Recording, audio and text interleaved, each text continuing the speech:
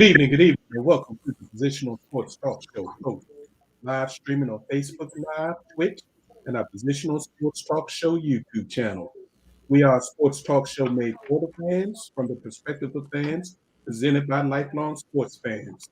We will provide our opinions, positions on the hottest topics in sports this evening. My name is Big Reg, and I'm joined by my partners in crime. What's going on, fellas? We got the professor in the building. What's happening, Professor J? What's going on, ladies and gentlemen? Watch them Bucks pop their collars. They made some moves in free agent, but let's get going, y'all. Praise the Lord. Nice cap there, sir. Yeah, that looks kind of fresh in there. Yeah, courtesy of BJ. Thank you, BJ. Great looking out, BJ. That fitted joint looked tight. I gotta give him Look that. real I sweet give him for that. sure. J3 is in the building as usual. What's up, my brother? How you feeling? I'm feeling great. Glad to be here. Glad to see you all. Let's get it in. My man Ed is back at his remote location, unfortunately. But what's going on, Ed? How you feeling, my brother? I'm good. I'm glad to see everybody. High sense. Hey, Be easy on a brother tonight. And the Let's do this. mentioned Sense is back in the building. What's going on, Sense? We know you happy tonight. So yes, sir. Yes, sir. Looks like I'm on the crew now for a mid-level exception.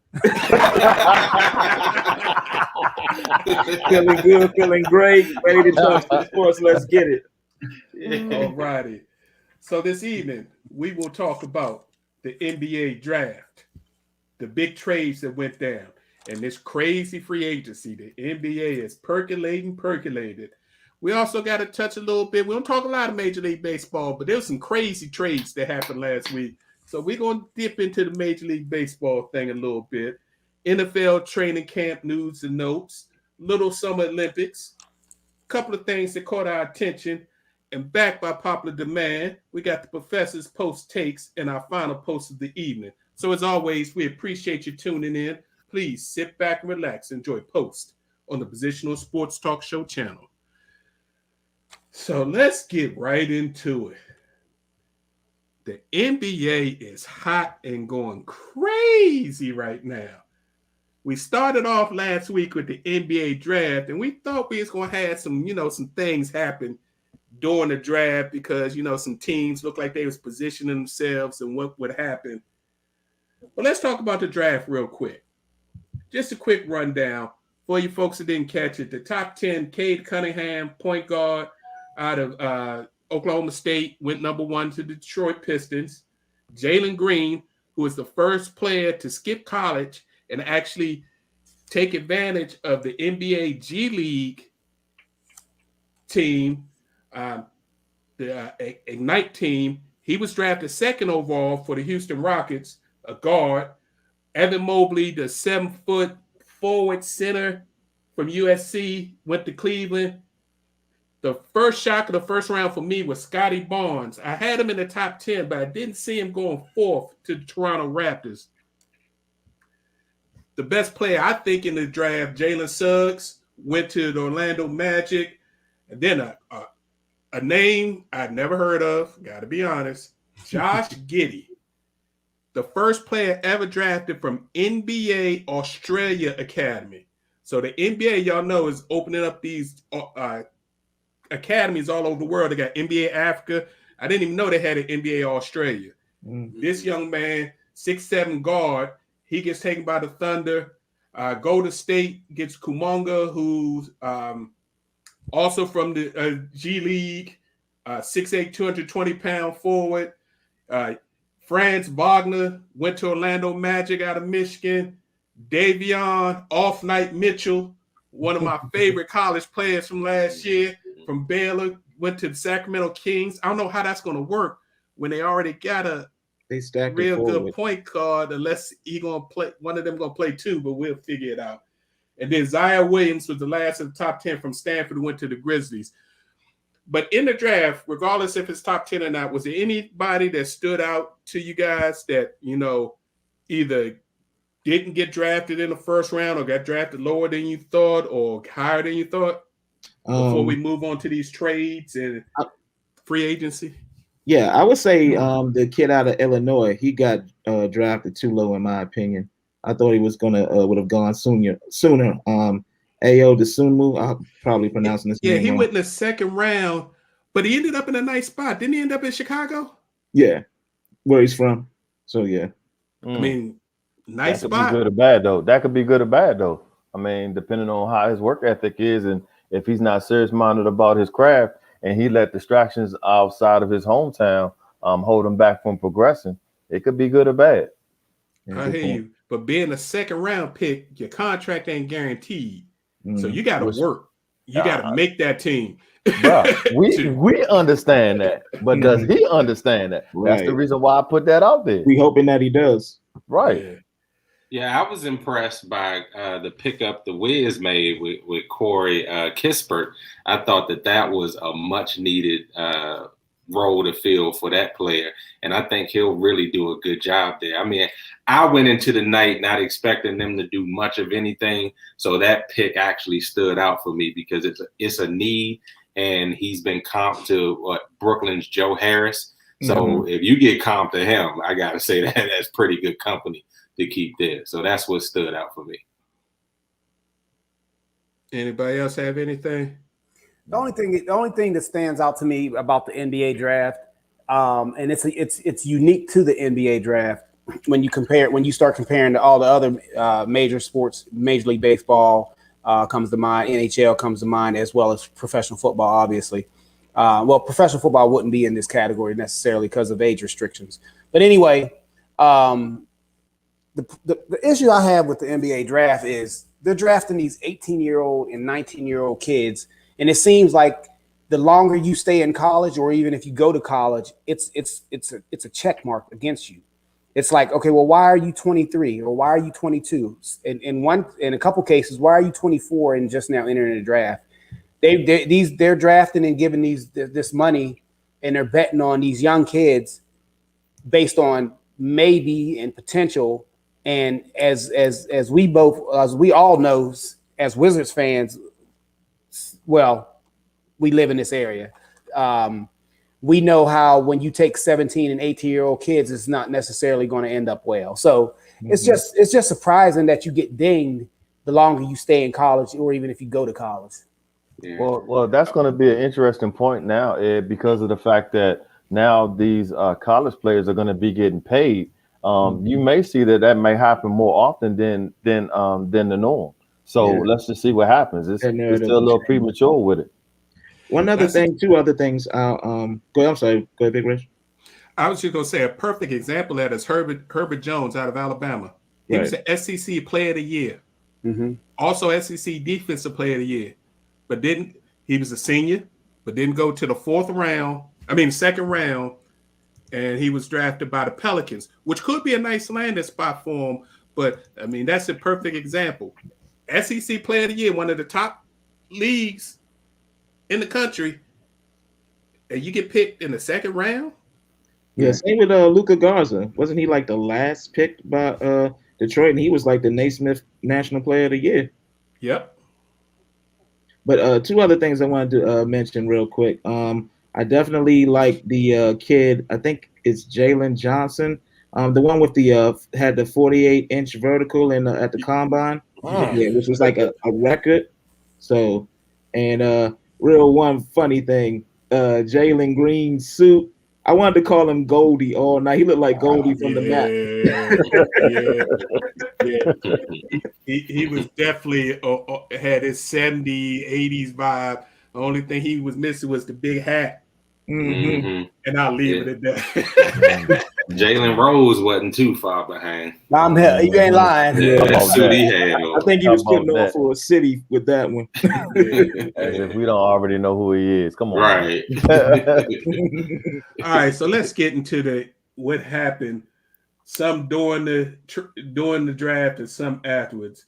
We had a few big trades. The first big trade I want to talk about: Washington Wizards get Aaron Holiday from Indiana for their 2021 second round pick, and Isaiah Johnson. So I mean, Professor, you the Wizards fan here. What'd you think of bringing a Holiday to the Wizards to be to possibly vie for the starting point guard position, but definitely be a backup point guard for the team. I mean, everybody knows when you bring a Holiday to your team that you got to get something special. So I think once he gets developed and once he settles in, I mean, it remains to be seen what type of coach, Junior is going to be. But we're hoping that he shows some moxie and gets these boys to actually play. I love the fact that they're giving him a young roster. They're turning it over. Bradley Beal, if it's true that he wants to stay here, that's going to be some great running mates that he has coming along with him. So I think we talked early in the week, Big Reg, these were some classic and good moves. We're not used to it here, so I'm kind of picking myself up off the ground still a little bit. But I think if they keep it steady, Bradley Beal stays pat, and this team starts to surround him, I think this draft is going to be a really good one for them for years to come. I like the moves. I'm really optimistic. If we can just get rid of this COVID thing, I get excited about attending some games again. But I really think that they made some solid moves. I'm just nervous about what type of coach we're going to have. So, crossing the fingers. It's amazing because, Reg, you dropped this bomb on us like 2 weeks in a row about, how the draft and the picks could actually play in favor of the Wizards. And sure enough, it came to fruition. So let's see how it's gonna gel out, and hopefully we get a winning season. Yeah. Hey, Samaria, how you doing? Hi, daughter. The other moves before we talked about the big trade. But are we still on the Wizards, Big Reg? Yeah, but I ain't want to go into the other one yet. Okay. We're gonna go into the other one in a second. Yeah, I just wanted to echo what Professor and J3 said about the Wizards moves. Like, definitely solid moves, very logical moves, which is a rarity. So And are you saying that because you got Westbrook? Is that motivated? No. I mean, I just had to ask. Because I gotta ask, man, because you be slipping them in there. I think y'all made great pickups with Kispert. Definitely, Holiday is going to be a great addition. And I don't want to go too far into the rundown, but if this, hopefully this thing goes through, y'all get a starting point guard. That's going to look even better for y'all. So props. Yeah. So definitely they're working. And the biggest thing of this all is Bradley Beal wants to stay. Yes. From what everybody's saying, he wants to stay. Yeah. And it sounds like part of this package is going to be, after it's all said and done, Bradley Beal going to get another fat extension. Ooh, he'd be in the 200s. Absolutely. But they did okay. Go ahead. All I'm saying is, let it out. Wet blanket. The Wizards did not go far enough, and we'll get into it. We'll get into it a little bit further down into the show. But if you want a young roster, if you want to shake things up, you have a new coach. You got to go all the way. You can't be half stepping. I feel you, but I think they're bringing in the right level of young people with a young coach. So you don't have a bunch of old guys, and you got some veterans to help the young guys, but you ain't got a bunch of old guys saying, "Nah, this is the way we do things," and you got to conform to us. So we'll see. Some of the other little light trades that happen, a little small one, but I think might be relevant come playoff time last year. Landry Shamet was traded from Brooklyn to the Phoenix Suns. That's a scary one. For Javon Carter, who was he was the third point guard on the team. And the number 29 pick in the first round, I forgot who that was. So that was a sneaky, nice pickup for the Suns. And the Celtics, another sneaky, nice pickup. Josh Richardson, they got from Dallas for Moses Brown. People are making some nice moves. But the biggest move. But what was Josh Richardson doing in Dallas? They weren't playing him. Just remember, Josh Richardson played his best ball when he was with Philly and Miami. Then he just got lost because he was always the piece that everybody wanted. They wanted that 3-and-D wing in trade, so he was always included.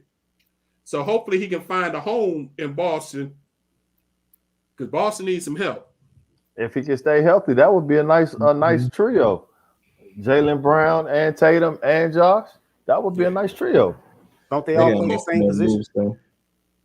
But of course, the biggest trade of the week was the Washington Wizards moving a contract that most people didn't think was going to be moved and trading Russell Westbrook to those LA Lakers for Kyle Kuzma, who's on a 1-year deal, and is a Montrezl Harrell, who's on a 1-year deal, Wasn't played Javius Caldwell-Pope, who's on a 2-year deal. Freaky shooter. Mm-hmm. Plus, they get a couple of second-round picks will probably never amount to anything.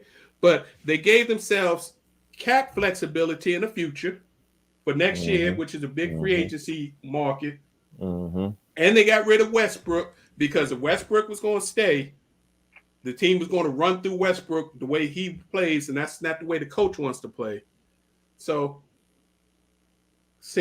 what do you think about progress? Well, I mean, I think it was a pretty good move by Washington. I mean, Don't sound so excited, man. Don't sound so excited. Go ahead and hit your home run, son.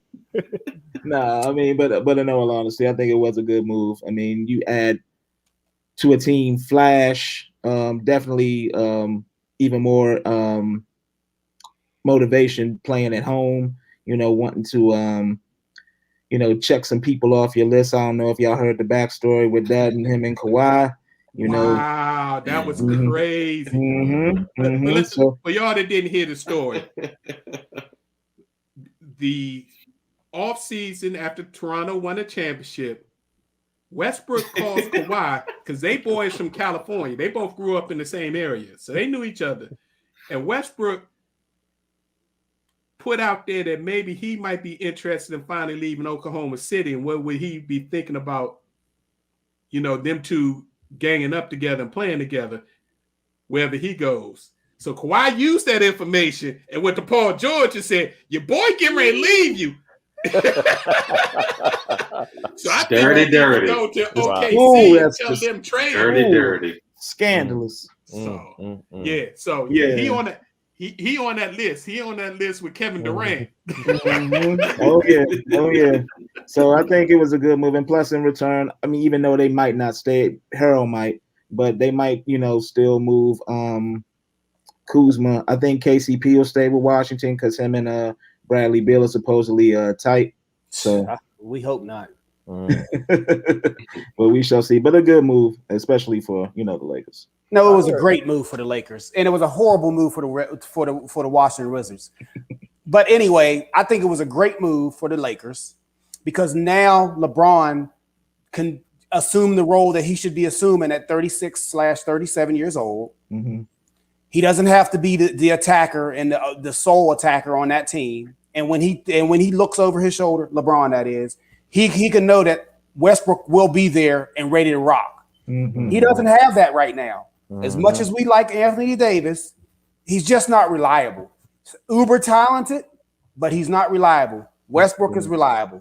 Hurt or otherwise, he's reliable. What about? I don't know why the criticism. I don't know what this criticism from Westbrook is. They want to say, "Oh well, he's on his 4th team in 4 years, whatever." Baloney. Since this man has averaged a triple double, I think in 3 or 4. I know 3 years. I want to say 4. He's averaged a triple double. Yeah. Like that's easy. Like he's made it where they have devalued it. Because prior to him doing it the year he won the MVP, no one had done it since the Big O in the I think 70-something, 71 maybe it was that year. No one had done it. So then he did it, and then all of a sudden he takes bad shots. He doesn't play team ball. Yeah. This which is baloney. Hogwash. If you run with him, you'll be fed. If you don't want to run with him, get out the way. You just got to match his intensity. Absolutely. Right. Yeah. So I got 2 points for that real quick. So now that he's with the Lakers, is he going to continue getting triple doubles? Is he going to continue sharing the rock? That's the first point. And then the second point was I heard that they just acquired Carmelo Anthony to the Lakers. Did y'all hear that? Yeah. We're going to get into the other free agent moves. They went from they only have 4 players under contract at the beginning of free agency. Now they got 13. So they've been doing some doing some things. Robbing, doing work. Yeah. But So the question is, are they all going to be able to gel together? And here's the thing. Well, apparently, from what reports have been saying, well, at least the big three had met like weeks prior, saying, "Okay, we got to sacrifice in order to, attain the goal that we all want, which is to win a championship." So if that meant AD having to play the 5, LeBron having to play power forward, Russ, taking a step back, then so be it. And I think, especially once you reach that stage in your career as a veteran, you're not about self, you're not about ego. You all about, look, man, I want to win a chip. And you hear that, Kyrie? Kyrie, you listening? Yeah, Kyrie Irving. Yeah. So let me ask you this: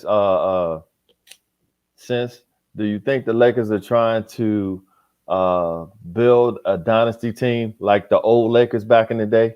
Not people at that age. They're trying to win one championship next year.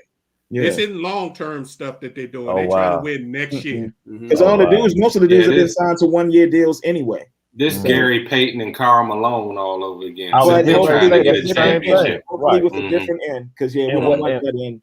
And what happened? They didn't win it. They lost to Detroit. Well, if they don't stay healthy, it's going to end up that same way. Exactly. They got to stay healthy. Fingers crossed. Exactly. They got to stay healthy. They need to get in that yoga studio. Yeah. I think we chatted about this a little bit. Westbrook is at the point in his career. Westbrook has made close to $300 million in his career. Thanks, so it's all about legacy now.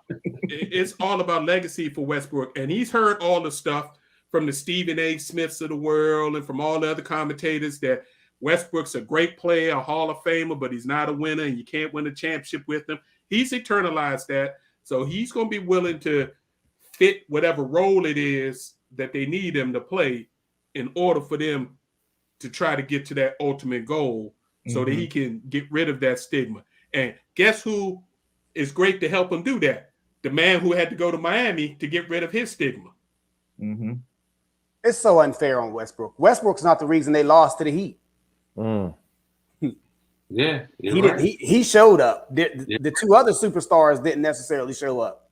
One didn't show up at all, but he was the sixth man, Harden, and Durant was spotty. Let's just say it like that. Yeah, agreed. I agree. So let's talk about this free agency that kicked off yesterday. And the first person I want to give 2 thumbs up to is the babyface assassin, Steph Curry. Just signed a 4-year, $215 million extension. Highest paid player in the NBA.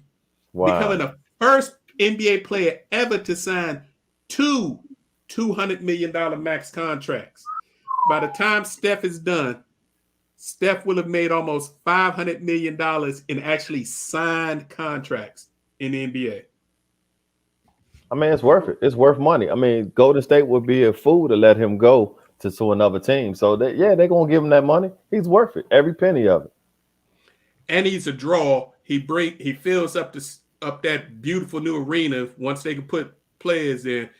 And a lot of people are counting them out because they didn't make. We all thought that maybe Golden State would make a big trade on draft day because they had 2 lottery picks plus some things. But I think they're going to get these young guys ready to play. Plus, Clay comes back. They say Clay is killing it in summer league out there in California. So nice. It'll be interesting. The question we had, go ahead. No, go ahead, Big Red. The question we had last week was that what would Chris Paul do? Would he opt out of that $44 million contract? I guess Chris Paul knew better than we did. He opted out of $44 million, and he signed a new 4-year deal, which can make him up to $120 million. But $90 million of that $120 million is pretty much guaranteed. Mm-hmm. Get that money. Get that money. So, you know, all these contracts that they've been giving out. First of all, the NBA just gives money. They're just giving money out. But out of all these contracts, there's only about 2 or 3 of them that I think are well deserved and justified. Obviously, Steph Curry's is justified. He easily has another 4 years left in him at the level he is currently at. He's the straw that stirs that entire drink out in Golden State. So his is justified. Another one I'm looking at, I believe, is justified is the Trae Young extension. Mm-hmm. The Trae Young extension, I think, is justified. Mm-hmm. But I don't see another contract in amongst all these guys that have signed that I think is actually worth it. Now, I'm not talking about the trades. I'm talking about the actual free agent contracts. I don't see it. What about Kyle Lowry's sign and trade? Dude is 35 years old. Heck, you had that with Dragic, whatever his name is. I don't understand you giving this guy 30. What is he? He signed a 3 year, 30 million. Yeah, 30 million a year. You're giving him 30 million. Now, again, technically he's worth it because Lonzo Ball got 20 million. If Lonzo Ball got 20 million, Lowry probably should have got 60 million a year. But, but Lowry, he's 30. I mean, come on, man. Sports is for young men. No matter what all these nutritionists and sports, especially a fast twitch game like the NBA, it's for young people. Now, but hey, Chris Paul was just in the finals. Yeah, but what happened to him in the finals? I think he played 2 games, and then after that, I didn't see him the rest of the finals. Well, we saw he had hand surgery. That hand was hurt, like we had said the entire series. Right, but that's to my point. You know, when you start creeping up in age, you start having injuries that you don't necessarily. First of all, you can't play through, and number 2, you start getting these injuries. Like LeBron, my favorite player in NBA, but he ain't been healthy since he's been in LA. He was healthy long enough because of the virus shut down the season. He was healthy enough, thank goodness, because Anthony Davis wasn't, to go ahead and bring LA another championship. But it's these older players.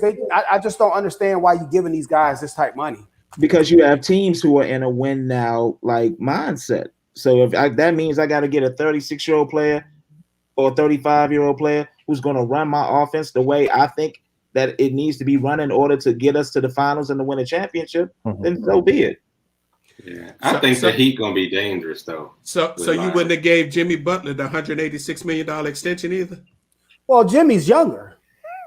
Yeah, Jimmy, I think Jimmy, I don't even think he's hit 30 yet. He might be 30. But I'll give him the money. But I mean, another workhorse. He's 31.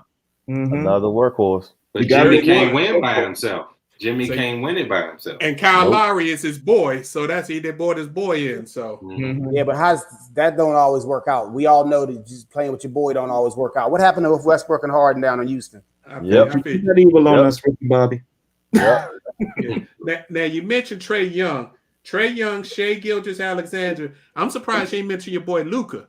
All of them are getting ready to get the rookie max. But Luka, I didn't realize. You just told me. I didn't realize Luka had signed that had agreed to sign his rookie contract extension, or else I would have mentioned him. Yeah. He will sign that once he's done with the Olympics and gets back to the U.S.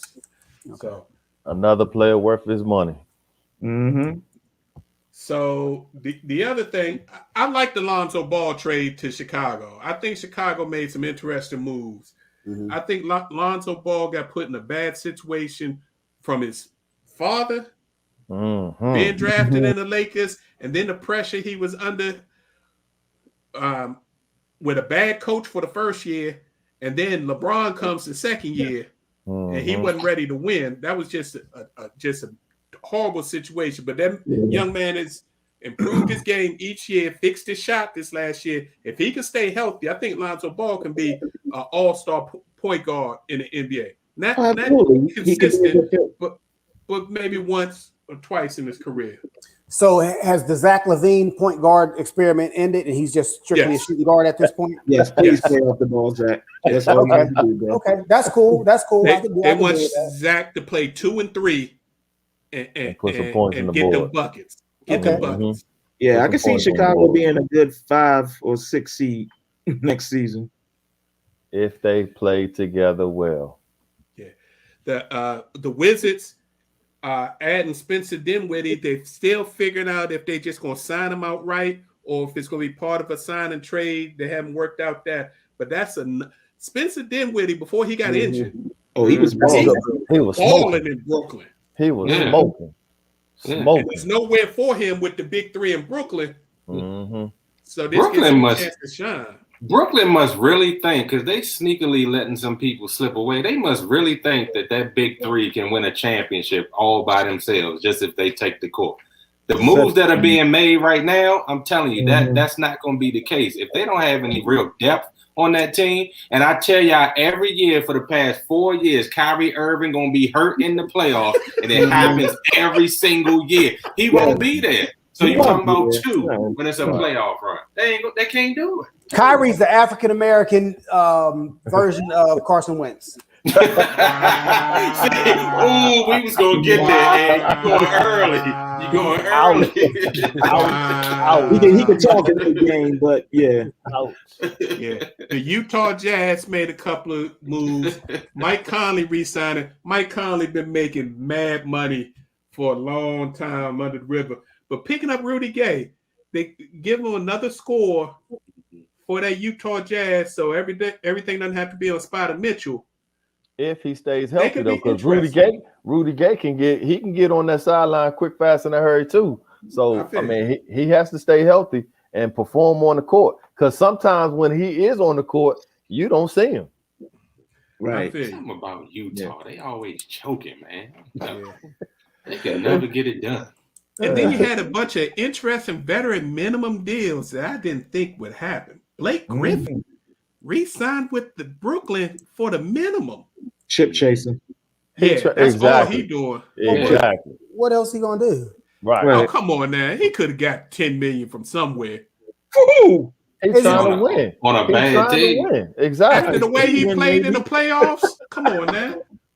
Man, Andre Drummond. He took a minimum deal, and then he went to the man who torments him in the NBA and the 76ers. How does that happen? I'm glad he off our team. Yeah, he a bum. He hasn't produced. Yeah. And then He's just a Sixers, name. since his Lakers went to the good old the Golden Boys group. Bring back the Dwight Howard, right? Trevor Ariza, got the band back Wayne Ellington, Kent Bazemore, pick Carmelo Anthony. I mean, God. And Gasol overseas talking about I ain't retiring. I'm coming back. Can I say something to that? All right, so this whole offseason, what were like analysts saying like the whole time? Oh, the Lakers need shooters. The Lakers need shooters. What did we go and get? Shooters. Now, granted, they're mature. They old, but they're shooters nonetheless. You still want to find holes and not like, oh, now that they got shooters, who's puffing his chest out? Yeah. Well, say it with your chest. Well, they had to find some cheap talent. Everybody else getting old men too, so let's not cut gang on the Lakers. Now, I will say the Dwight Howard thing. I don't know why they let him go to Philly last year anyway. Right, I would have resigned Dwight Howard last year. They wanted JaVale as an off the bench big because they wanted JaVale McGee. Dwight Howard's more athletic than JaVale though. Yeah, but JaVale McGee played with That's her. All right. They gonna see each other. They didn't sign either or. They didn't bring either or back. Oh yeah, last season no, they didn't because they thought that they were getting what they needed in Montrez. They got all happy with getting Trez and thinking they didn't need the White or I don't know why. Man, Trez is like 6'6". I mean, I don't know why they thought that. But they fed into that 6-man hype. Oh, he's the defending 6 man of the year. Yeah, okay.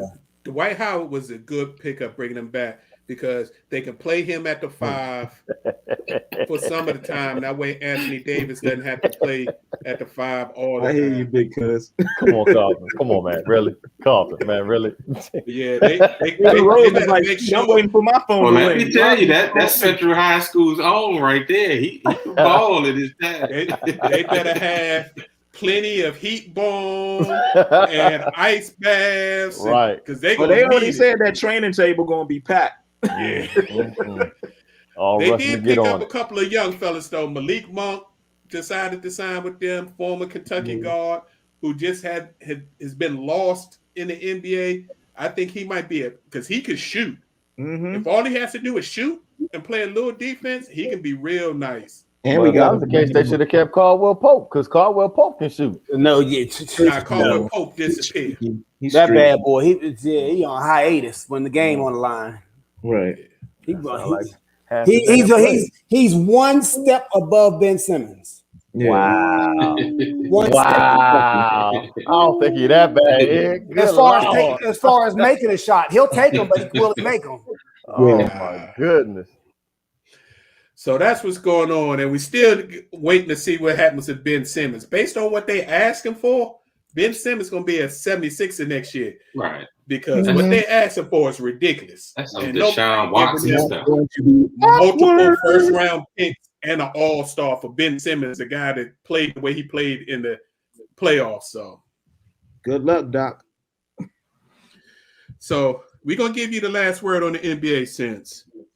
How you feeling for 2021, 2022?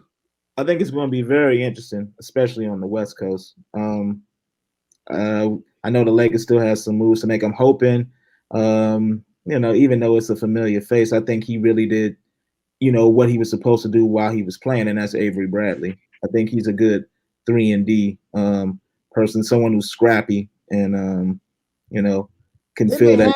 Didn't they have Avery Bradley and he quit on him? Yeah. Oh, yeah. He opted out for COVID. Yeah, for COVID. You can't give him that, Ed. He concerned about his health. Nah, don't give him that. Don't give him that label. His daughter had some health issues, so he didn't want to, But they were in the bubble. Exactly. He didn't want to take that stuff home. But they couldn't go home. He didn't want to be exposed, period. Yeah.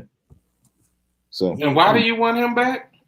3-and-D. He can shoot. Because I don't think they need him. They good. They don't need him. Depth. They got it. To me, Carmelo just being able to stand out there shooting threes gives you everything that you need right there. Well, Carmelo play defense, though. You don't need him to. If your boys stay healthy. Was Caldwell Pope playing D? That's my thing. See, let me say something about that too. Now it's so typical. Every time like somebody leaves, y'all weren't not y'all, but y'all weren't glorifying them when they were on the squad. But as soon as they leave, they're gonna definitely feel the loss of Alex Caruso and KCP. They were like, you make it sound like it's personal, don't you? Who said that? It's personal. That's how we feel. I'm like, dude, they weren't doing jack for us on the squad. Like, seriously. And then Skip Bayless, he always wants to find a hole in the lake. Makes sense. Are you doing something with a filter? You look cartoonish over there. I don't know what's up with this screen, but I'm riding through it. It's like Space Jam. Right. Well, the NBA free agency continues, but all the big major players are pretty much gone, with the exception Kawhi. And it looks like the only place for him to land now is for him to re-sign back with the Clippers. I think he's going to do a 1-and-1 because I heard if he signs a 1-and-1, he can actually get more money than the $34 million he was guaranteed. If he opted in, he can get like 40-something million and probably won't play at all. Back out and then sign a 5-year max deal for $200+ million the following year. So. Hey, Big Reds, don't forget about Collins. Don't forget about Collins in Atlanta. I think they just made him an offer, and they just waiting to see if he'll take it. Yeah, he was waiting for an offer sheet, and I guess nobody gave him an offer sheet that he was looking for. He was looking for close to max money. He got a little full of himself because he definitely wasn't no max money player. So it'll be interesting. All right, let's go to the seam heads real quick. Talk about this Major League Baseball. Again, we don't talk much baseball, but when major things happen, we got to talk about it. And last week at the trade deadline, you had two teams that have won world championships within the past 6-7 years just gut their rosters. first Chicago Cubs trade all their stars. Anthony Rizzo go to the New York Yankees. Chris Bryant goes to San Francisco Giants. Javier Baez to the Mets. Craig Kimbrell, they sent him across town. At least he didn't have to move. Mm-hmm. But I mean, the Cubs, basically everybody that was part of that championship team are gone. And what they get back? Prospects. Here locally, the Washington Nationals sent Max Scherzer and Trey Young to the Dodgers. Trey Turner, pardon me. Kyle Schwarber to the Red Sox. Right. And they closed their hand to the Blue Jays. And all they got back was a bunch of prospects. Yeah. So you had two teams that basically have punted on the next couple of years and saying, we build them for the future. But can we talk about the Washington deal for a minute? It actually makes sense if you really sit back and think about it, because they're in like a financial bind, so to speak. And if you go back to the run they had when they won their championship, if you recall, that year they were below 500 at the All-Star break. Yep. They just turned it on all of a sudden. Everybody got healthy and stayed healthy, and they made that great run. But the most important people that stayed healthy was that pitching staff. Yeah. That pitching staff stayed healthy. And so now with Strasburg, he signed that deal immediately after the championship, between the offseason and the beginning of the next season. He signed that major contract. I don't believe Strasburg has been on the field more than 25 games since then. And even when he was on the field, he didn't look anywhere near what he used to look like prior to him starting to have these injury concerns. Trey Turner also is going to be a free agent. I think at the end of next year, this current year, he's going to be a free agent, and so he's going to want big money. But the Nationals are paying some Strasburg money, and they're not seeing any return investment on it. It's okay to have a big payroll if you're winning. But if you're not winning, and if you're hovering around 500 or below, it just doesn't make economic sense. And Soto, I don't know if Juan has signed a contract extension to this point yet, but he's going to be signing a contract extension very soon. And I think he's only 23 or 24. Yeah. Right now, I just think that even though none of us wanted to see Scherzer go, obviously he's still reliable. He's still a top flight first ace, but they had to cut the losses and get something while the getting was good.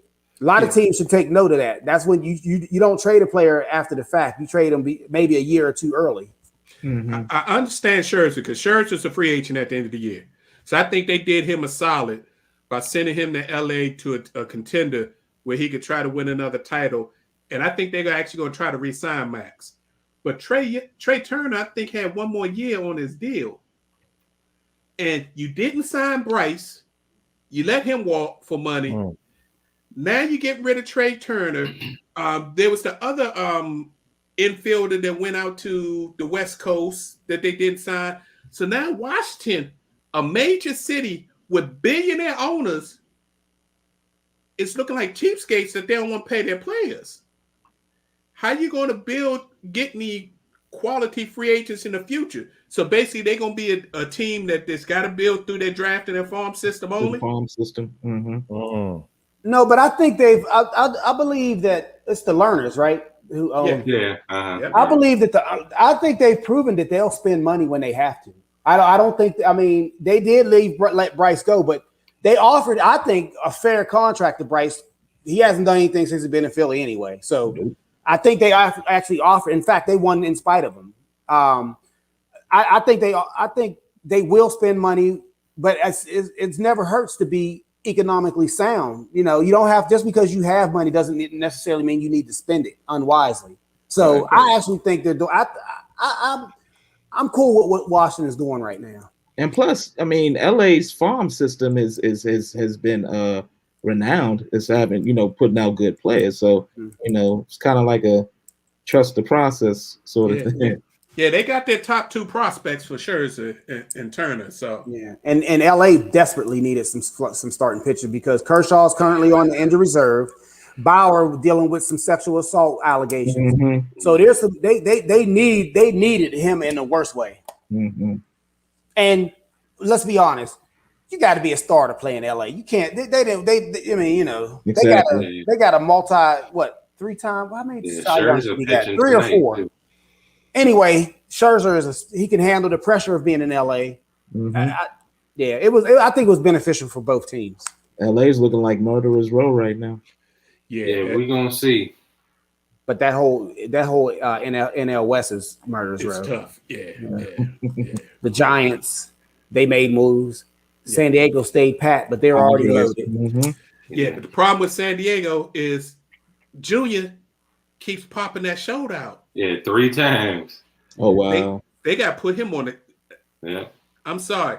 I wouldn't let him play anymore this year. I know you're trying to win a championship, That's my boy, but he too. done popped out his shoulder 3 times during the season already. Yeah. And they said he popped it out before the season. It's only half over. Yeah. So you got to shut him down because that's your future. You don't want him having long-term problems. So who do y'all think? Obviously, y'all think the Dodgers did well. I mean, the Yankees picked up some people. They picked That's up right. Rizzo Joey already Gallo. paying dividends. Already. picked up That's Joey their Gallo, pitching. Rizzo. Their pitching getting COVID. Yeah, Andrew Heaney, pitcher. Yeah. So Yeah, he picked up got some rocked people. yesterday. Oh my gosh, he got rocked. The Braves picked up some people. So who do y'all think did the best getting players in the trade deadline? How did the Mets do? Did they pick up anybody? Did they kind The of Mets got Javi Baez. Mm-hmm. So they got another big bat to add to the order. Well, Okay. you know, pitching wins titles. Always. Yeah, how many bats you have? The Yankees don't tend to understand that. They keep bringing in bats. They look good during the regular season. They might make a wild card, but then when that pitching start heating up, they always falter. Judge, Stanton, all of them striking out. It's crazy. But And you stay said, hurt. yeah, they do stay hurt. I mean, outside the Dodgers, I mean, I want to lean towards the Yankees, but again, it's like I always get the sexy bat that they always bring in, but it don't produce a world championship. Right. But the people that's bringing in pitchers, those the ones that make the noise late in the playoffs. Mm-hmm. Well, we will see. Definitely, we will keep y'all posted as we get closer to the Major League playoffs and the pennant runs and all that good stuff. Let's talk a little pigskin. Training camps have opened. Everybody's in camp.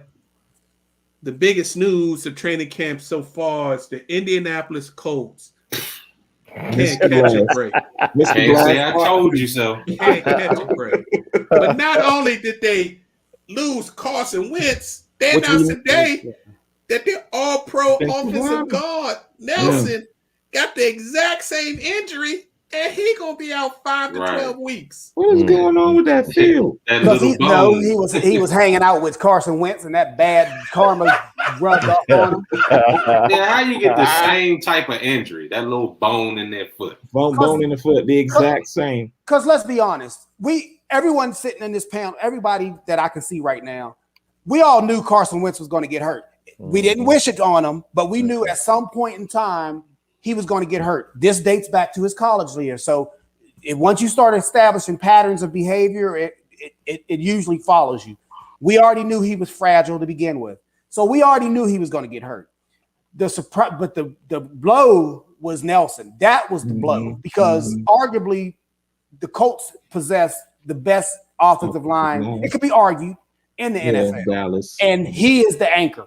He's the anchor without question. He's the anchor. So losing him is going to hurt way more than losing Carson Wentz because you still had Jonathan Taylor in the backfield you can hand the ball off to as long as you had that offensive line intact.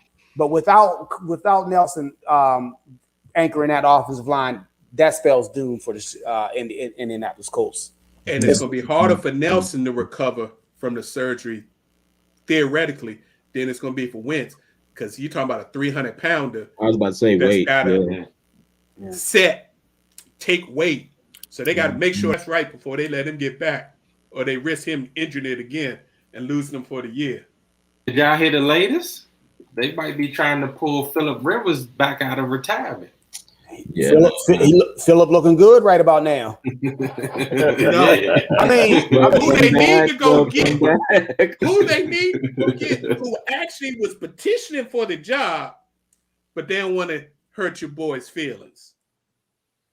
Nick Foles. Nick Foles. Nick Foles is petitioning because he's about to get cut. Yeah, because he's about to get cut. I'm number 3 here. Picture that. I love the coach in Indianapolis. He was the best thing about the career. He knows Saint Nick. Saint Nick. That would be hilarious. They can get him for 4th, 5th, 6th rounder.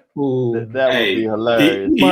He did well with Frank Reich too. He did a Lombardi trophy, right? You might as well just cancel that career for Carson. But when did pro football? When did the GMs and the owners in pro football start caring about players' feelings?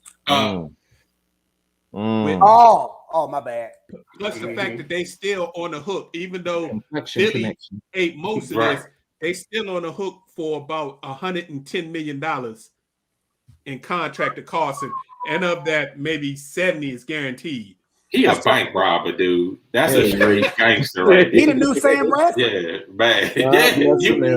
That's a good comp. Oh my goodness, Sam stole about $150 million from the he NFL. sure did. Yeah. Oh my god, he the reason why they had to change the rookie deal. Yep, that's exactly right. Absolutely. There's like ain't no way in the world we doing that again. Speaking of them Cowboys, oh boy, Dak Prescott came down with a little shoulder arm soreness, so they shut him down. Doesn't look like Dak's going to be throwing for another week or so. I'm just hoping that it's nothing long term that that he deals with all season, because a bad throwing shoulder is a problem for the Cowboys. Yeah, owner's not sounding too confident either. Talking about it's supposed to be a matchup of David and Goliath. Jerry just said, what's that old saying? Fattening frogs for snakes. Jerry just trying to, feed them snakes. Act like y'all don't worry about us old Dallas Cowboys. We ain't ready for them Bucks in game 1. Welcome to the show, G Money. Yeah, so it'll be interesting. Look at BJ. Your boy Aaron Rodgers showed up. Did he? Not only did he show up, he basically bared his soul for 30 plus minutes to the media about all his gripes he had with Green Bay. My question is, going through all of this that he went through in the offseason, having proxies allowed to push his message, do you think Aaron got what he wanted? He got a year off of his contract, and he's also guaranteed that they can't use any of the tags on him. So basically, this year is going to be his last year in Green Bay, because they're not going to let him play the next year and just walk out the door and not get anything for him. DJ, come on, man. But if you think about it, Big Reg, and we have talked about this before. I don't want to keep rehashing the point, but normally star players that are non-African American get what they want. I mean, we just got done talking about Carson Wentz. Tabernacle. That dude is he's Carson Wentz, and he got he got just what he wanted, and he went just where he wanted to go. So players, they get what they want when they need to get what they want. All they just have to do is ask. Now that's not across the board. We know that's a limited few players that can do that. So that's where we are. But I'm not surprised. He got what he wanted. He got exactly what he wanted. Now he can go anywhere he wants to next year. Yeah, and if you're Aaron Rodgers and at that press conference, why not go out with a bang? Just like, let me tell you what I think everything that you've done. Yeah, that definitely wasn't a we can reconcile type of press conference. That's like I'm burning the house down. I'm coming back. I'm burning the playing bridge. because I got no chance. Come to DC, Mr. Rogers. Come Come on. to DC. We love to have We you. got the team for you. Man, he ain't coming to DC. Y'all don't believe in getting vaccinated in DC. Oh, that's a low blow. That is a low blow. You got a coach that has an immune compromised system, and they're one of the worst vaccinated teams in the league. He ain't coming to DC. What's the percentage in Pittsburgh, Ed? We got the highest. No, actually, I heard right a few minutes ago that the Washington football team is up to 84% now. Yeah, but Pittsburgh, they did? the top three vaccinated Yeah, teams. because they got some threats. Right. Ron walked around there like you Riverboat Ron saying, I got a gamble for your team. But the top vaccinated team in the NFL is the Pittsburgh Steelers, followed by. That's why you beating your chest there. Followed by Seattle. No, because we want to play some football. I want to play some football. There. You going to camp already, or you going? I don't want. I ain't that involved with it. I'll let my brother go up there. BJ, you can go up there if you want. But yeah, I ain't. That's good, G buddy. No, I ain't mess with that. I ain't. I still wear a mask. I still wear a mask outside. Me and Professor went on Friday. We kept our distance. We were at the top of the hill. We ain't go any further than that. So we kept our distance as well. Oh man. Yeah.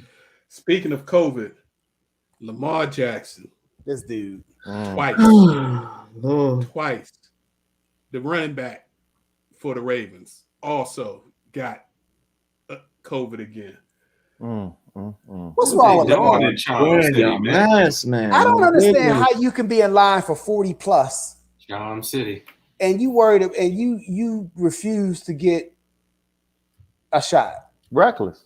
I don't understand it because, dude, you got too much at stake. Reckless. Young and reckless. No more. Reckless. I'm gonna just leave that alone. But there's too much at stake for Lamar. Lamar should know better. His representation should be telling him, "Hey, man, you gotta do this." His representation is his mom. Right. Oh yeah. What they saying, boys in the hood? What he tell him? You got to think, my young brother. You gotta think. I thought his mom was his representation for the first contract because they were slotted, not the next one. Nah, his mom is negotiating this one. Oh, geez. And speaking about negotiations, as you said, Lamar Jackson and Bills quarterback Josh Allen are both up for big time extensions, but it seems like they are willing to do the Dak Prescott move. That if the team isn't willing to come to the number that they want, they're willing to wait. They're not pressed to, have the deal signed this year. Interesting. That always works out. 9 times, most of the time, that always works out. First of all, you got to think the salary cap has been condensed because of COVID. It's expected to drop drastically in 2 years. So if they can hold off another year or even 2, their current contracts are already guaranteed. Where's the number going to be? Is it going to be over the $45 million Mahomes deal in 2 years? So it's going to be an interesting game of chicken between the organizations and these quarterbacks, because the longer we seen what happened in Dallas, you got a stud quarterback and you willing to get him to the point where he's going to say, "Oh, franchise tag me because you're only going to do it once because you ain't going to want to do it twice, and I'm out of here." So. But Big Red, you don't even have to be a stud quarterback. You can just be a legitimate NFL quarterback, Kirk Cousins. And you could play that franchise tag all the way to the 20 bank. 20 mil. All the way to the bank. Yep. Kirk got generational It's more money. now. Yeah, it's in the mid 30s now. Yeah. So and they ain't even making the playoffs. Speaking about Kirk, all that quarterbacks. I'm not gonna steal your thunder, Professor J. I'm gonna leave that alone. Nah, you good. But it's some crazy stuff going on with Kirk. The coach and Minnesota's getting a little fed up. So he better have a hell of a year this year, because if he don't, Kirk gonna be looking for a new job. Yeah. Man, look, he gonna have a job. He'll need a job because he done made almost $200 million, Right. so he'd be all right. If he invested wisely, he can live off. But did you hear what Ed said? He gonna have a job. And we know it. Mason Rudolph has a job. Come on, He gonna have a job. He gonna have a job. He gonna have a job. Yeah, he should. You and he insist should. both of y'all feelings today. Come on now, let it go. That's right. I'm bitter. All right, let's talk real briefly about the Olympics. Coming into this evening, the U.S. is leading the total medal count with 73, but China's right on there behind with 69, and China's got the most goals, 32 goals. Russia's third with 52. I'm here to tell y'all fellas, and this is, again, just my opinion, the Jamaican women's sprint team, the Chinese whole Olympic team, the Russian Olympic Committee, as they're called, the Russian team, them jokers didn't stop training during the pandemic. Because the way they performing, you had our track runners like Allison Felix running up and down the middle of the street trying to get practice time and that. And the Jamaican women sprinters are go. But don't they do that every Olympics? Yeah, I mean, but the Jamaican sprint team, they're always the best. Yeah, I they're competitive. Absolutely. Man. But I mean, they are just destructive this year. And how many of them will get tested? Yeah, I'm sorry. The guy that broke the hurdle record last night, I said to Janine, they can get him tested. I don't believe that Bama that was some juice. He broke the world and Olympic record, and he came out of nowhere to do it. I'm like, nah, man. I'm calling foul on that joint. He didn't come out of nowhere. He's been the number one hurler in the world for a year and a half. So I'm gonna push back a little bit. Never heard of. And he had broke the world record. That don't change my opinion that he needs to get tested. He still need to get tested. Is it his melanin that make you question that? We don't go there. We only call it like we see it. Man, we definitely going there. We already there. We're already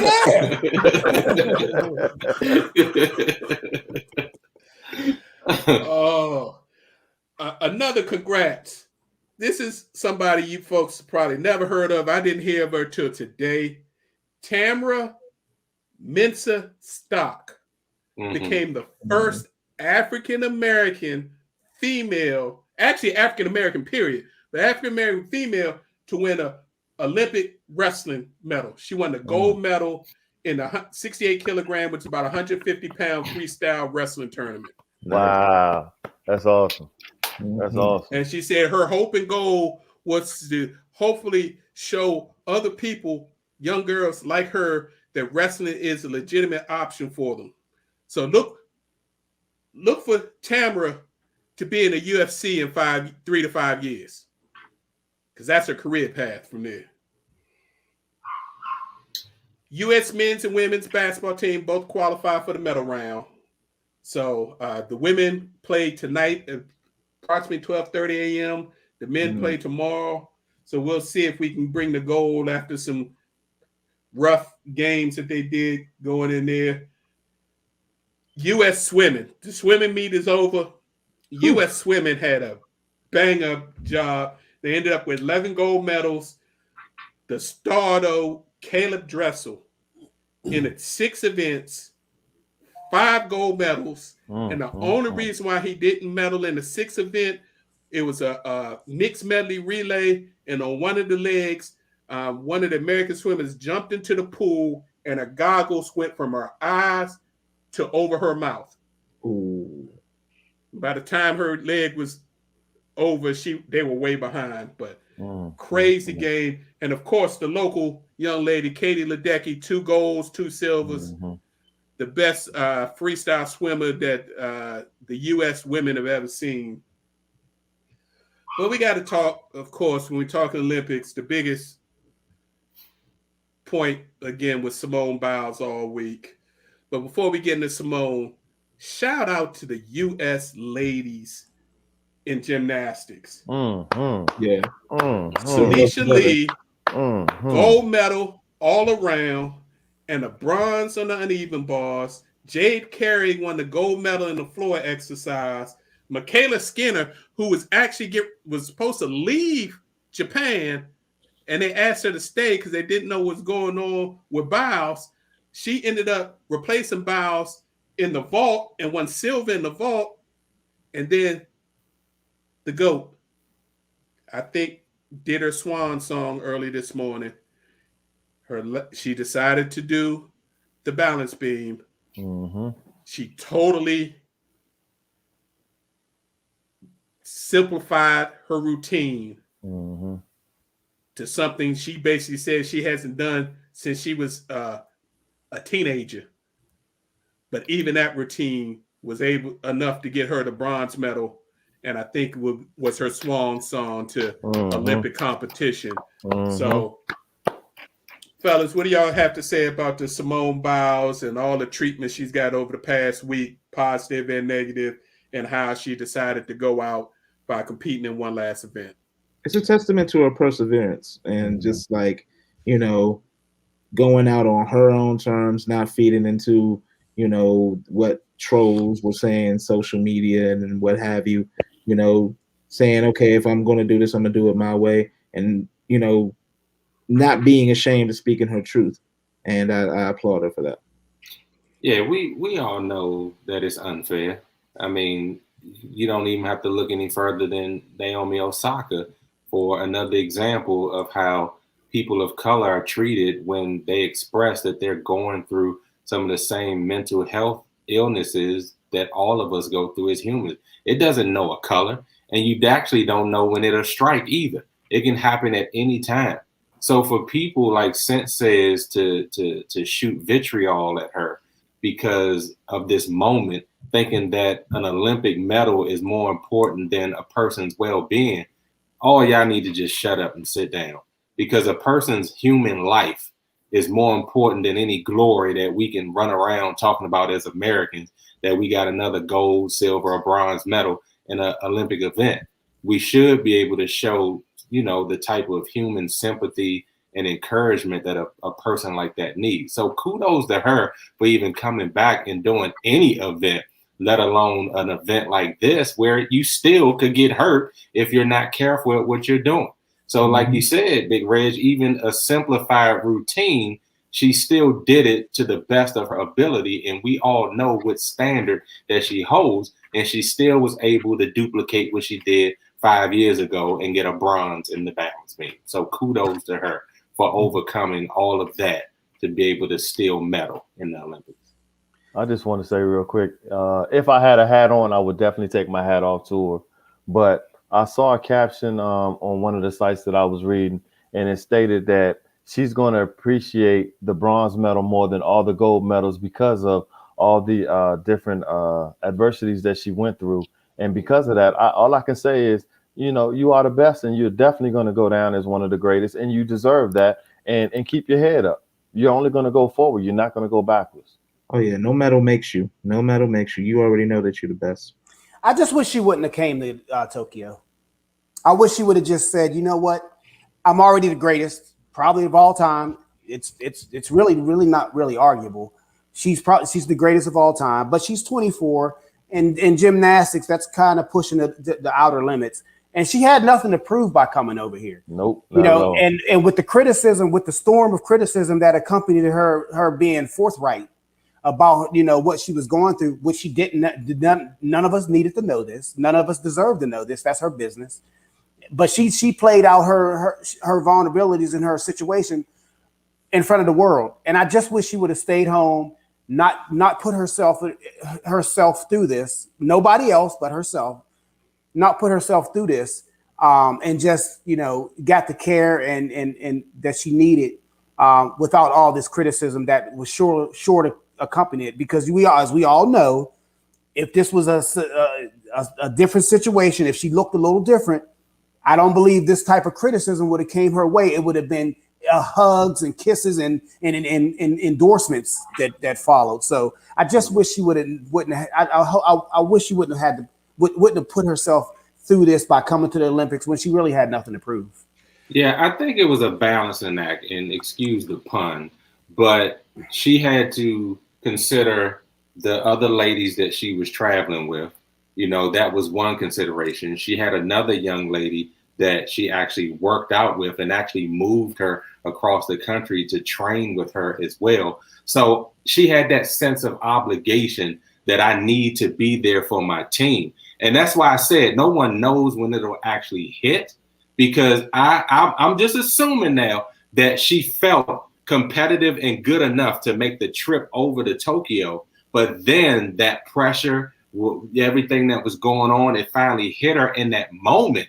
And you could see it in her routine.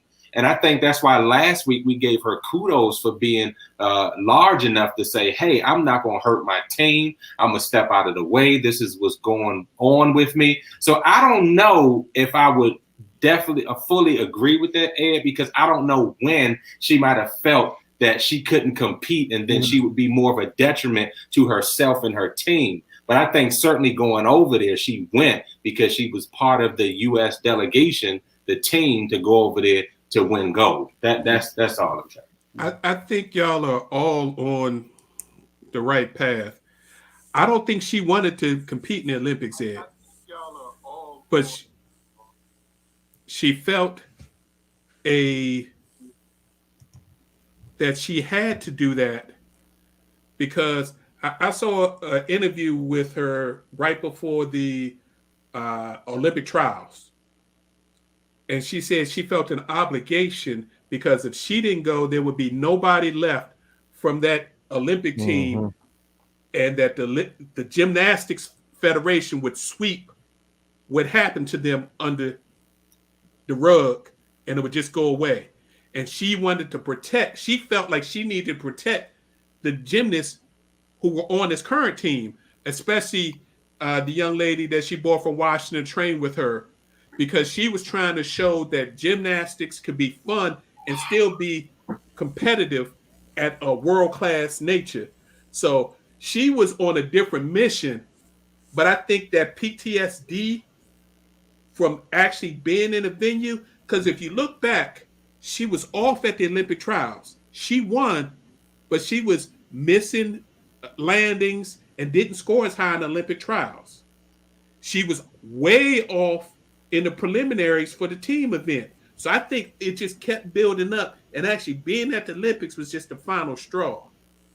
That she just realized she couldn't take it anymore, and it was best for her to pull out and instead of hurting her team. And for any people that think she quit, I think she did the more admirable thing by pulling out, because she knew if she could try to compete, she was going to score horribly and hurt her team. Mm-hmm. But she was their biggest cheerleader. She got dressed, came back on the line, cheered everybody out, and stayed in the arena, was there every night cheering on her team to win medals in all the other events. Mm-hmm. So, I mean, hats off to her. I mean, just absolutely. Mm-hmm. And for all them people that say she sell out or she quit, yeah, quitting would have been, I'm not doing it and I'm leaving. Mm-hmm. So it's crazy. Let me get off my soapbox. Simone Biles, you are the GOAT. You don't have to do anything else. Live your life. Run your gym that you have down near Houston. Enjoy life and create the next future stars for 2024 and beyond. Absolutely. Salute. Absolutely. For sure. Real quick, we talked about what happened in college football. The Big 12 and the Pac-12 are having discussions about maybe they can, coordinate and try to figure out how they can survive. It ain't gonna work. They want that money. Former high school QB Quinn Ewers, who was the number 2 prospect for 2022, made a major financial play, reclassified, took a course over the summer, and enrolled at Ohio State University. Why did he enroll and not play his senior year in Texas? Because Texas passed some laws when they saw the NIL coming down that they were going to allow college athletes to take advantage of it, but not high school athletes. So the number one quarterback in the state decided, okay, he's already got 6-figure deals lined up for him. So he could stay and play high school for one more year. He only had one class to take to get his diploma. So it wasn't like he was going to be there for 4 years. He was going to enroll at Ohio State in January anyway. But you're going to see a lot of these states, and I'll just leave it at that put these new laws in saying that they're going to try to control this name, image, and likeness money. They're going to see that these athletes are smarter than they think. And they're either going to leave Texas and go to other places and play high school where they can still make money, or they're going straight to college. And you're going to see more and more people skip their senior year. It's about to be an entertaining season for sure. Yeah. And last but not least, for you mixed martial arts fans, UFC 265 is this Saturday. Derek Lewis against Cyril Gane should be a good one. Professor, it is time. It's been a few weeks. We are ready for the post takes. Looking forward to it, partner. Okay. Yeah, before we move on, we moved off the Olympics kind of quick, but my bad. Just want to give a shout out. No problem. Just want to give a shout out to Raven Saunders that won the shot put silver medalist. She threw up the X sign to bring some attention to injustices and how she felt that she represented people and bringing them together. This represents the intersection of folks. And her mama just died today, days after she won the gold medal. Her mother lives in Florida. They didn't say why, but just a touching story that her mama finally saw her win that silver medal, and then she passed away today. So our hearts go out to her for sure. Yeah. All right, so let's get to the post takes so I can get you guys on up out of here. It has been a couple of weeks, but I think I got some good stuff for y'all. So today's title of the post takes is Pro Sports Zero COVID-19. Why we can never even the score. Training camps in the NFL are already reeling. The Vikings have one QB on the depth chart to practice this week. They had to claim Danny Etling. Yes, I said Danny Etling off of waivers to join Jake Browning in camp. Never heard of him, right? Well, we heard of Etling just a little bit. Just Browning too, Washington State. But yeah. Etling is switching back to quarterback from wide receiver. Sorry, Vikes. Looks like your season is already over. Kirk needs to send up a few more prayers for his team. Turning to the focus to another dumpster fire of a team concerning losses taken to COVID. The Washington football team are being ravaged on the offensive line. Tackle Cornelius Lucas, tackle David Sharp, and money-hungry guard Brandon Sheriff are all placed on the COVID list. Now flip the switch and the defensive line could be next. In fact, Deron Payne is leading the way, also landing on the list. WFT remains one of the lowest vaccinated teams in the league, despite having a coach that is 1 year removed from cancer treatment and has a compromised immune system. A perfect way to say hell to COVID. The Nationals are the latest in MLB to have an outbreak that postpones games and leaves players quarantined. The same has happened to the New York Yankees and the Red Sox already, as the boys of summer have just reached the midpoint of their season. The Rugby World Cup between Australia and New Zealand has been postponed for safety and health of the teams, officials, and fans. It is great to see some governing bodies do the right thing and choose to protect people over money and prestige. In college football, the SEC and ACC commissioners have gotten together to encourage vaccinations by players and fans. The push for 80% and over vaccination rate of their teams has been widely successful. This is a great step in the right direction in keeping our campuses safe, should always be a top priority. The Olympics is not well defended against COVID either.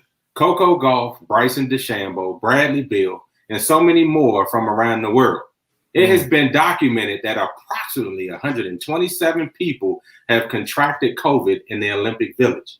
This is not surprising since Japan has only fully vaccinated a paltry 38% of its population. COVID was bound to find its way into the Olympic Village. Since last season, it has been estimated that the three major sports in the U.S., NFL, NBA, and MLB, have lost over $13 billion. That's with a B, $13 billion in revenue. Wow. This is why stricter rules are being put in place. Owners in the respective sports do not want to continue to lose money. We still have not reached a true tipping point, and it may come down to too much stronger policies being put in place. These moves could also affect collective bargaining and any leverage players will have at the boardroom table, because owners will want to try every viable way to recoup the money that they have lost. The clock is ticking and time is running out.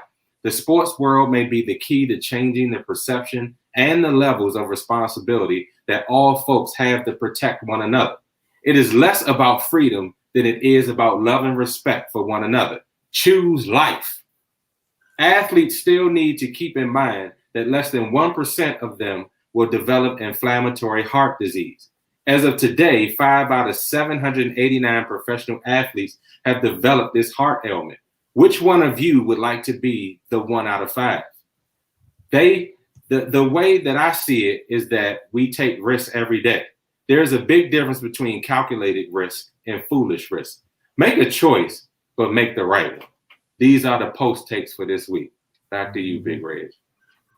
Yeah, this COVID thing it's come back with a ferocity that a lot of people, I guess, wasn't expecting or didn't want to expect. But please be safe. Be safe, because this new variant and the way it's spread, and the fact that I was looking at some TV last night, young kids are in ICUs now. People under 10 are in ICUs now. Teenagers are being put on ventilators. So if it hasn't touched your family yet, be thankful and be grateful and try to prevent it from touching your family.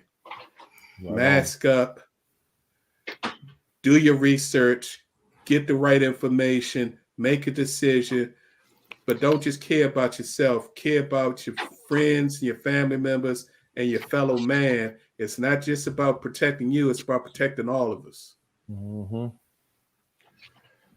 right, fellas. I guess I jumped my final post. The professor got me going with the good takes. So let's get our final post so we can get up out of here. J3, what you got for me?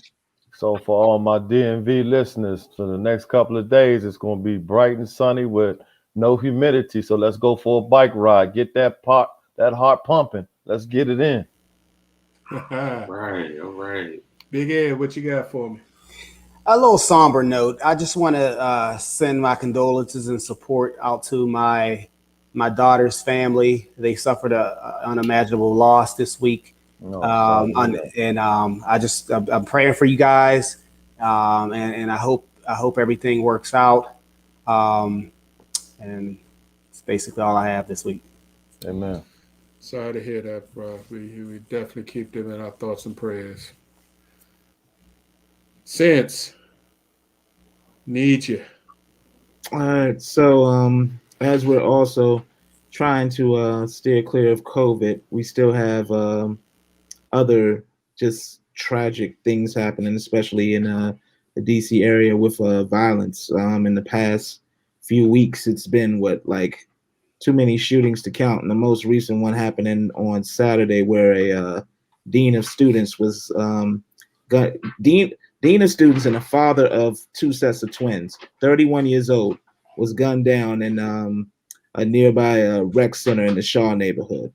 So, and they were planning on getting married in October. So now his wife or fiance now has to plan a funeral instead of a wedding. So it's just stay safe, y'all. Stay safe, and in more ways than one, unfortunately. J3 has something else he wanted to add in. Yeah, quick shout out to Jay Wills, man. We know you're here with us, man. Just because you ain't online don't mean you ain't with us on the show. So we see you and we hear you, bro. Absolutely. Professor, take us home, partner. Wow. Great stuff, fellas.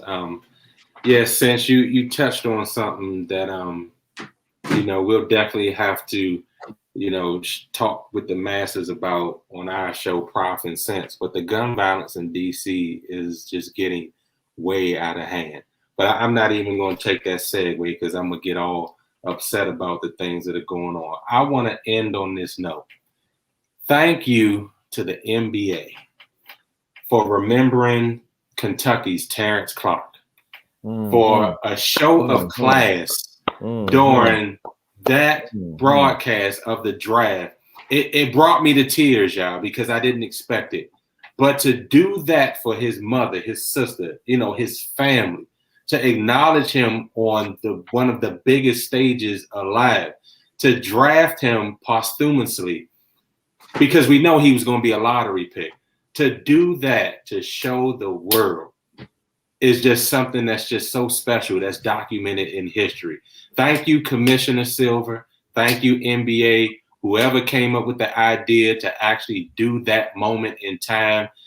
God bless you. That was an excellent, excellent show of humility, class, and just love by the NBA. And I'll leave it there. Amen. Absolutely. And not only did they do that, they brought the mother and the sister to New York, had them at the draft, had them in the green area, so they got the full experience. So yeah, that was first class, absolutely. Yeah. Rest in peace, son. Yes, sir. As always, we'd like to thank you all for tuning in and listening. We appreciate your time and the opportunity you give us to share our positions on sports with you. Please tune in next Tuesday at 7 p.m. for our next live show. If you can't catch us live, you can download us on our YouTube channel, Positional Sports Talk Show, our Facebook page, Positional Sports Talk Show. You can catch us wherever you get your podcast from. Just Google Positional Sports Talk Show. If you want to get in communication with us, Facebook, Positional Sports, Twitter, at Positional SPO1. We'd love to hear from you.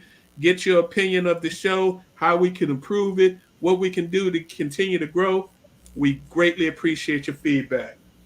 As always, we look forward to seeing you guys next week. We will be here next week, 7 p.m. on the dot. Each and every week, look for posts. Have a great evening. Be safe. Peace. God bless.